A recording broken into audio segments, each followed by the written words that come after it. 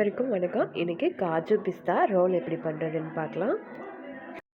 காஜு பிஸ்தா role பண்ணுறதுக்கு தேவையான பொருட்கள் முந்திரி 1 கப் எடுத்துக்கோங்க. எந்த கப்பில் எடுத்தாலும் சரி 1 கப் அளவுக்கு முந்திரி, அதில் 1/4 கப் அளவுக்கு பிஸ்தா, அதுக்கப்புறமா சுகர் 1/2 கப் அளவுக்கு. முந்திரி எடுத்து அதே கப் அளவு எடுத்துக்கோங்க. அதில் 1/2 கப் அளவுக்கு சுகர், அதுக்கப்புறமா 1/2 கப் அளவுக்கு தண்ணி. அதாவது எந்த அளவுக்கு சுகர் எடுக்கிறீங்களோ அதே அளவுக்கு தண்ணி எடுத்துக்கோங்க. அதுக்கப்புறமா இன்னொரு சின்ன கப்பில் 2 டேபிள் ஸ்பூன் அளவுக்கு தண்ணி. இதுதான் காஜு பிஸ்தா ரோல் பண்ணுறதுக்கு தேவையான பொருட்கள். இது இப்போ எப்படி பண்ணுறதுன்னு நம்ம பார்க்கலாம். இப்போ 1 கப் அளவுக்கு முந்திரி, கொஞ்சம் நல்லா மொறுன்னு இருக்க மாதிரியே முந்திரி எடுத்துக்கோங்க. வதன்னு இல்லாத மாதிரி. அப்படி உங்களுக்கு அந்த கிறிஸ்பினஸ் இல்லைன்னா வெயிலில் கொஞ்சம் நேரம் காய வச்சுக்கோங்க. இப்போ இந்த முந்திரியை நம்ம மிக்ஸி ஜாரில் போட்டு நல்லா பவுட்ரு பண்ணிக்கலாம். ரொம்ப பவுட்ரு பண்ணிட்டிங்கன்னா ரொம்ப கெட்டியாயிடும், எண்ணெயெல்லாம் பிரிஞ்சு வர மாதிரி ஆகிடும். அதனால் லைட்டாக பவுட்ரு ஸ்டேஜ் வரும்போது இதை எடுத்துக்கோங்க. இப்போ முந்திரி நம்ம நல்லா பவுட்ரு பண்ணியாச்சு. இப்போ இந்த அளவுக்கு நைஸாக பவுட்ரு பண்ணிக்கோங்க. இப்போ இந்த அளவுக்கு பவுட்ரு பண்ணணும். இது அதே கப்லேயே நம்ம இதை மாற்றி எடுத்து வச்சுக்கலாம். பவுட்ரு பண்ணாலும் 1 கப் அளவுக்கு தான் வரும் முந்திரி. அதே 1/4 கிலோ. இப்போ நான் 1 கப் சொன்னேன், இது 200 கிராம் கிட்ட இருக்கும். இப்போ 1/2 கிலோலாம் பண்ணுற மாதிரி இருந்தால் இதில் 300 கிராம் அளவுக்கு சுகர் எடுத்துக்கணும். இப்போ இந்த பிஸ்தா இந்த தோலை நம்ம எடுத்துடணும். மேலே இருக்க தோலை எடுத்துட்டு நம்ம இப்போ பவுட்ரு பண்ண போகிறோம். தோலை எடுத்தால் மட்டும்தான் நம்மளுக்கு அந்த க்ரீன் கலர் கிடைக்கும். இப்போ நம்ம இதில் வேறு எந்த கலருமே ஃபுட் கலர் எதுவுமே ஆட் பண்ணாமல் க்ரீன் கலர் கிடைக்கிறதுக்கு எப்படிங்கிறதான் நம்ம இப்போ பண்ண போகிறோம். அதனால இப்போ மேலே இருக்க தோல் எடுத்தாச்சு. எடுத்துட்டா பிஸ்தா இந்த மாதிரி தான் இருக்கும். தோலை சுரண்டி எடுக்கிறதுக்கு எப்படி ஒரு 10 நிமிஷம் போல் ஆகும். அது கொஞ்சம் கொஞ்சமாக தான் சுரண்டி எடுக்கணும் அந்த தோலை. இப்போ இது தோல் நீக்கினது. இப்போ நம்ம ஏற்கனவே அரைச்ச அந்த முந்திரி ஜார்லேயே இந்த பிஸ்தாவையும் நம்ம ஆட் பண்ணிக்கலாம். அதாவது ஜாரில் ஈரம் இல்லாத மாதிரி பார்த்துக்கோங்க. இதையும் ரொம்ப அரைச்சிடக்கூடாது. இந்த மாதிரி குறைன்னு பவுட்ரு ஸ்டேஜ் வரும்போது இதை மிக்ஸியை ஆஃப் பண்ணிடுங்க. இப்போ சூப்பராக பிஸ்தா பவுட்ரும் நம்ம இப்போ ரெடி பண்ணிட்டோம். இதையும் அதே கப்புக்கு நம்ம இப்போ மாற்றிக்கலாம்.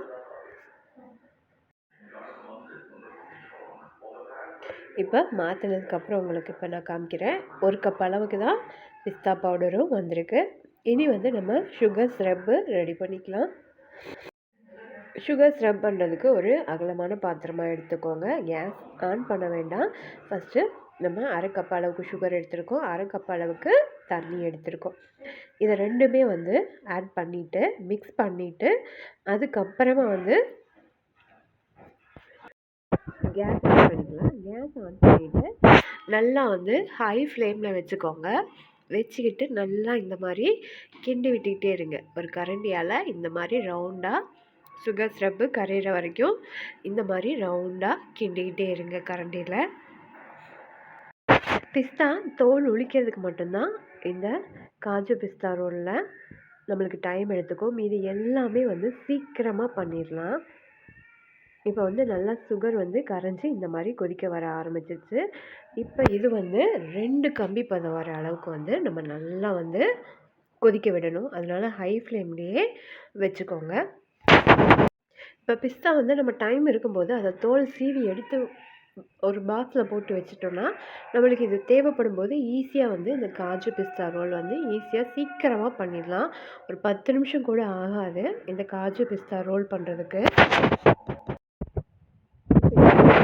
2 கம்பி பதம் அளவுக்கு நல்லா நுர வருது பாருங்கள். இந்த 2 கம்பி பதம் வரணும். அந்த அளவுக்கு நல்லா சுகர் சிரப்பை கொதிக்க விட்டுக்கணும். எவ்வளோ திக்காக இருக்குது பாருங்கள். பார்க்குறப்ப நல்லா திக்கான ஸ்டேஜுக்கு வந்துடுச்சு. இதுக்கப்புறமா அடுப்பை ரொம்ப லோ வச்சுக்கோங்க. இந்த மாதிரி நான் காமிக்கிறேன் பாருங்கள். அந்த மாதிரி 2 கம்பி பதம் வரணும். இதுக்கப்புறமா ரொம்ப லோவாக வச்சுக்கோங்க அடுப்பை. நீங்கள் அடுப்பை ஆஃப் பண்ணிட்டாலும் சுகர் சிரப்பு வந்து ரொம்ப கெட்டியாயிரும். அதனால் கேஸையும் ஆஃப் பண்ணக்கூடாது. அதே சமயத்தில் வந்து ரொம்ப லோவில் வந்து வச்சுக்கணும். இப்போ இந்த ஸ்டேஜில் வந்து நம்ம வந்து அதாவது அரைச்சி வச்ச முந்திரி பவுட்ரை வந்து இப்போ இது கூட இந்த சுகர் சிரப்பு கூட நம்ம ஆட் பண்ணிக்கலாம். ஆட் பண்ணி கரெக்டாக இருக்கும். அதாவது நான் சொன்ன சுகரோட அளவு போட்டிங்கன்னா சுகர் வந்து 1/2 கப் அளவுக்கும், முந்திரி 1 கப் அளவுக்கும், அதே மாதிரி தண்ணி வந்து 1/2 கப் அளவு ஆட் பண்ணதுக்கப்புறமா இப்போ இதை வந்து நல்லா வந்து கிண்டிக்கலாம். இதுக்கப்புறமா வந்து கேஸை ஆஃப் பண்ணிடுங்க. நல்லா கிண்டியாச்சு, கேஸை ஆஃப் பண்ணியாச்சு. இப்போ சூப்பராக கரெக்டான பதத்துக்கு வந்துச்சு. இதை வந்து ஒரு கொஞ்சம் சூடு ஆறிச்சுன்னா இது இன்னும் வந்து நல்லா கெட்டியாயிடும். ஒரு 2 நிமிஷம் போல் சூடு வந்து ஆற விட்டுருங்க. ஆற விட்டிங்கன்னா கரெக்டாக நம்ம உருட்டுறதுக்கு வந்து கரெக்டாக இருக்கும்.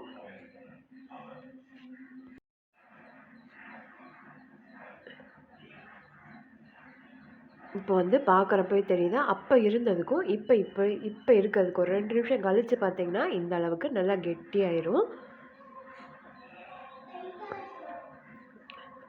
நல்லா பாருங்கள், உதிரி உதிரியாக அப்படியே மைசூர் பாக் மாதிரி இந்த ஸ்டேஜுக்கு வந்து வந்துடும். இன்னும் கொஞ்சம் நேரம் விட்டிங்கன்னா ரொம்பவே கெட்டியாயிரும். கொஞ்சம் நேரம் 5 நிமிஷம் போல் விட்டால் இந்த அளவுக்கு நல்லா பொலன்னு வந்துடும். சூப்பராக இருக்கும். இதை அப்படியேவும் சாப்பிட்லாம். இப்போ வந்து நம்ம வந்து ரோல் பண்ணணும். அதுக்காக வந்து இந்த மாதிரி உருண்டை பிடிக்க வரணும். இது கொஞ்சம் வந்து உருண்டை பிடிச்சு அமுக்குனா உதிரியாக இருக்க மாதிரி இருக்கும். அதனால நம்ம வந்து அந்த தண்ணி வந்து எதுக்கு எடுத்து வச்சுருந்தோம்னு கடைசியாக சொல்கிறேன்னு சொன்னேன்ல, அந்த தண்ணி வந்து நம்ம தெளித்து உருண்டை பண்ணுறதுக்காக தான் எடுத்து வச்சுருக்கோம். இப்போ இதில் நம்ம அதில் ஒரு 1/4 மட்டும் நம்ம வந்து ஒரு பிளேட்டுக்கு மாற்றிக்கலாம். அதாவது 4ல் 1 பங்கு மட்டும் இப்போ நம்ம மாற்றிட்டு, இப்போ இது கூட வந்து நம்ம ரெடி பண்ணி வச்சுருக்க இந்த பிஸ்தா பவுடரை வந்து இது கூட ஆட் பண்ணிவிட்டு இதை மிக்ஸ் பண்ணிக்கோங்க. மிக்ஸ் பண்ணும்போது கெட்டியாக இருக்கிற மாதிரி இருக்கும். இதுக்காக தான் வந்து நம்ம ஒரு 2 டேபிள் ஸ்பூன் அளவுக்கு தண்ணி எடுத்து வச்சுருந்தோம். இப்போ இது கொஞ்சமாக மட்டும் அந்த வாட்டரை ஆட் பண்ணிக்கலாம். ரொம்ப ஆட் பண்ணிடக்கூடாது. லைட்டாக கொஞ்சமாக ஒரு 1/4 டேபிள் ஸ்பூன் மட்டும் ஆட் பண்ணால் போதும். இதை இப்போ நல்லா வந்து மிக்ஸ் பண்ணிக்கோங்க.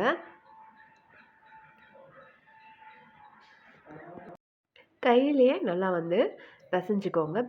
பிசைஞ்சிக்கிட்டிங்கன்னா ஈஸியாக இந்த மாதிரி வந்து உருட்டை வந்துடும். நான் இப்போ இதில் ஆயிலோ நெய்யோ எதுவுமே வந்து அப்ளை பண்ணல. நீங்கள் இந்த மாதிரி உருட்டினதுக்கப்புறமா ஆயில் இருக்க மாதிரி தான் அதுலேயே இருக்கும். இந்த மாதிரி உருட்டி எடுத்துக்கோங்க. இப்போ இதை இப்படியே வச்சிடலாம். இப்போ நான் வந்து முந்திரியையும் இந்த மாதிரி உருட்டி எடுத்துக்கலாம். இப்போ பொலன்னு இருக்கு இல்லையா, இன்னும் ஒரு 1/4 டேபிள் ஸ்பூன் அளவுக்கு மட்டும் தண்ணி விட்டுக்கோங்க. ரொம்ப கெட்டியாக இருக்கிற மாதிரி இருந்தால் மட்டும்தான். இல்லை உங்களுக்கு அளவு கரெக்டாக இருக்குன்னா தண்ணி தேவைப்படாது.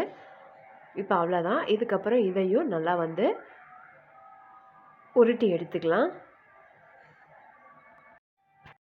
தண்ணி வந்து அதிகமாக ஊற்றிடாதீங்க. லைட்டாக கொஞ்சமாக தான் ஊற்றணும். இந்த மாதிரி கையிலே பிசைஞ்சிக்கோங்க.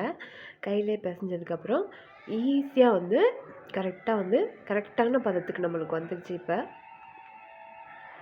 சூப்பராக வந்து கையில் எடுக்க வருது, உருட்டை வருது பாருங்கள்.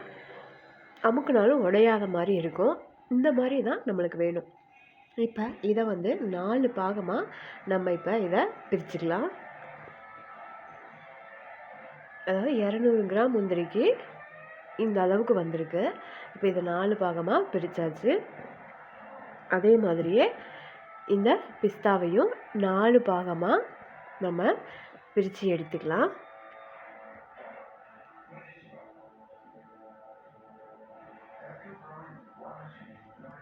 நம்ம குழந்தைகளுக்கும் வீட்டில் இருக்கவங்களுக்கு இப்படியே கூட கொடுக்கலாம். டேஸ்ட்டாக தான் இருக்கும். இது ஒரு ஸ்நாக்ஸாக கூட, ஈவினிங் ஸ்நாக்ஸாக கூட இந்த மாதிரி பண்ணி கூட உருண்டையாக பிடிச்சி கூட நம்ம கொடுக்கலாம். இது ஒரு ஸ்நாக்ஸாக இருக்கும். ஆனால் வந்து நம்ம வந்து இந்த மாதிரி நல்லா வந்து ரோல் பண்ணி கொடுக்கும்போது அது இன்னும் கலர்ஃபுல்லாக இருக்கும். அதே மாதிரி இன்னும் விரும்பி சாப்பிடுவாங்க. இப்போ நம்ம 4 உருட்டி வச்சதில் ஒரு பாகத்தை எடுத்துகிட்டு இந்த மாதிரி கையிலேயே ரவுண்ட் ஷேப்புக்கு தட்டிக்கோங்க.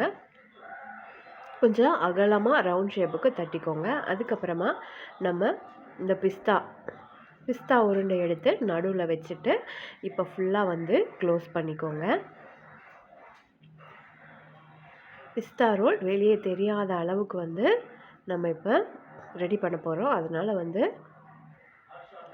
இந்த மாதிரி உருட்டினதுக்கப்புறமா கையிலையே வந்து ரவுண்ட் ஷேப் பண்ணிக்கோங்க. ஏன்னா மாவு வெளியே இருக்கிற அந்த காஜும் வந்து எல்லா பக்கம் ஈக்குவலாக இருக்கிற மாதிரி உருட்டிக்கணும் கையிலையே. அதுக்கப்புறமா ஒரு சப்பாத்தி இல்லை ஒரு பிளேட் கூட நம்ம எடுத்துக்கலாம், இல்லைன்னா ஒரு கூட வச்சுக்கலாம். நான் இப்போ சப்பாத்தி கட்டை தான் எடுத்திருக்கேன். எடுத்துட்டு கையில் இந்த மாதிரி சப்பாத்தி கட்டில் கையில் வந்து தேய்ச்சிக்கோங்க. கையில் தேய்ச்சிங்கன்னா ரோல் வந்து ஈஸியாக வந்து வந்துடும். ஈக்குவலாக இருக்கிற மாதிரி கையிலே வந்து தேய்ச்சிக்கோங்க.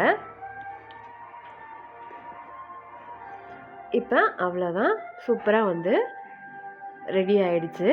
கையில் ஒட்டவே இல்லை பாருங்கள். நம்ம இப்போ இதை வந்து கட் பண்ணிக்கலாம். நம்மளுக்கு எவ்வளோ பெருசு வேணுமோ அந்த அளவுக்கு நம்ம வந்து இப்போ இதை கட் பண்ணிக்கலாம். இப்போ இது ஒரு கத்தி வச்சு நம்மளுக்கு எந்த அளவுக்கு வேணுமோ அந்த அளவுக்கு வந்து கட் பண்ணி எடுத்துக்கலாம்.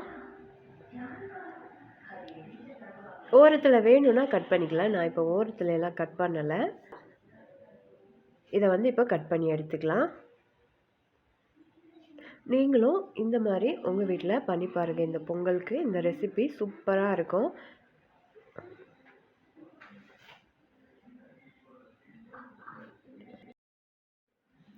அவ்வளோதான், ஒரு சூப்பரான காஜு பிஸ்தா ரோல் வந்து நம்ம வீட்லேயே சூப்பராக வந்து ரெடி பண்ணிட்டோம். பாருங்கள் எவ்வளோ சூப்பராக ரெடி ஆயிடுச்சுன்னு. உள்ளே வந்து நல்லா அதே கலரில், நம்ம பேக்கரியில் வாங்குகிற அதே கலரில் அப்படியே இருக்குது பாருங்கள். மீதி இருக்கிற 3 உருண்டைகளும் இதே மாதிரியே பண்ணி நம்ம ரெடி பண்ணி எடுத்துகிட்டு நான் இப்போ உங்களுக்கு காமிக்கிறேன். இதை வந்து நம்ம வந்து ஒரு பாக்ஸில் போட்டு வச்சுக்கலாம்.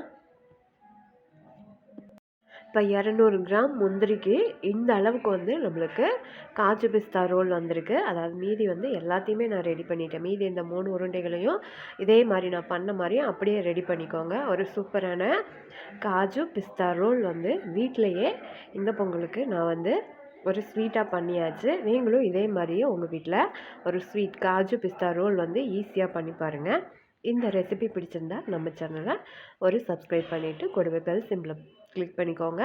இந்த ரெசிபிக்கு ஒரு லைக் போட்டுக்கோங்க. தேங்க்யூ.